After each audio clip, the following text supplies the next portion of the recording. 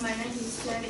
And today my topic is Beluga Definitely Lucas Instrument, a tool for quick inlet beluga conservation. And let's do introduction. And an histogram is a list of behavior or actions displayed by animal. An histogram avoids subjective inference as to their possible purpose. An histogram can serve as reference to understand basic species traits and to inform species management decisions. And so, histogram can aid conservation decisions and reduce the loss of biodiversity. And the conservation of cetacean species may benefit from histogram use, as cetaceans are known to display behavioral changes. So our research population is this. This is beluga. It's a quick inlet stock of beluga whales. We call it CIBWS. And CIBWS is geographically isolated from other beluga populations for over 10,000 years. And the size of the CIBW population decreased by half between 1994 and 1998 in the most genetically distinct of the species. And our purpose is make an histogram of CIBWS. And our study area is Cook Inlet. Cook Inlet is located in south central Alaska and covers an area of 20,000 square kilometers. And our behavioral studies were conducted in Eagle Bay and Eagle River, which are located after Cook Inlet. And we use binoculars to observe beluga. And observers track a group of whales over a 20 minutes period and define the activity based on the behavior state of the majority of whales. And a map of Eagle Bay and Eagle River is divided into 48 grids. Each grid represents a 1 square kilometer area. And you can look, this is North Bay and the river and the South Bay. And you can see this is tide. And this is the ebb tide upper half. We call it ebb above.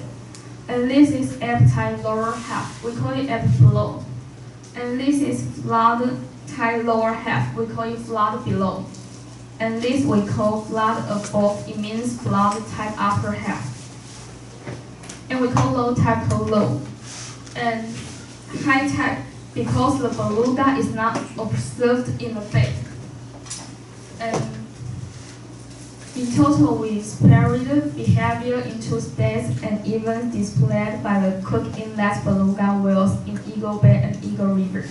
A behavior that occurred over an extended period of time was considered a state.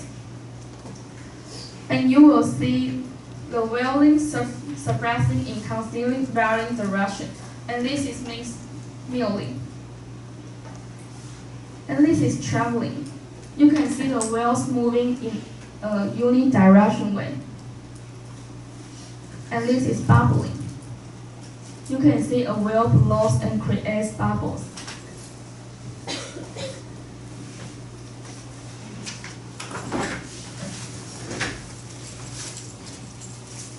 And in the video, you will see the whale similar to the diving, but more rapid and always accompanied by beating tail.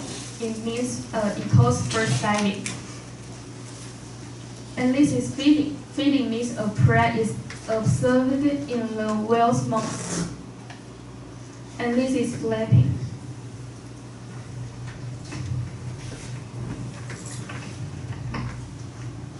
The flapping means pectoral or caudal fins slams the surface and creates splash. And this is floating. Floating is like a video. It shows the 10 seconds or more with no erratic movements. And this is normal diving. And normal diving, it means you can see it while span is dorsal surface and downward angle, and is sleeping beneath the surface of the water. And this is prey pursuit.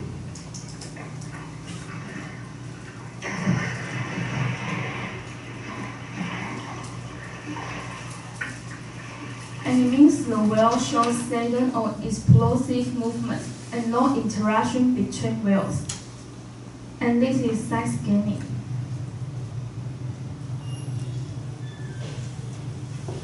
The side scanning means you can see the whale swings at the surface with the lateral aspect of its body visible.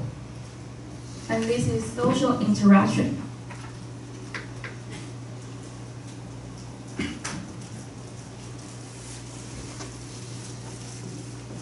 And as you see, you can see the whales engaging in physical contact, chasing each other or tail flapping each other. And this is spine hopping.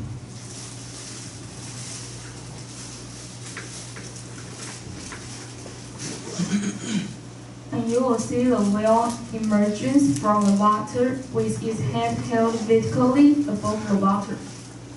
And this is the tail up. Tail up means the whale's caudal fin remain in the air for an extended period of time. And so you can see we can make an histogram of the behavior. And you can see states and events and behavior and their description.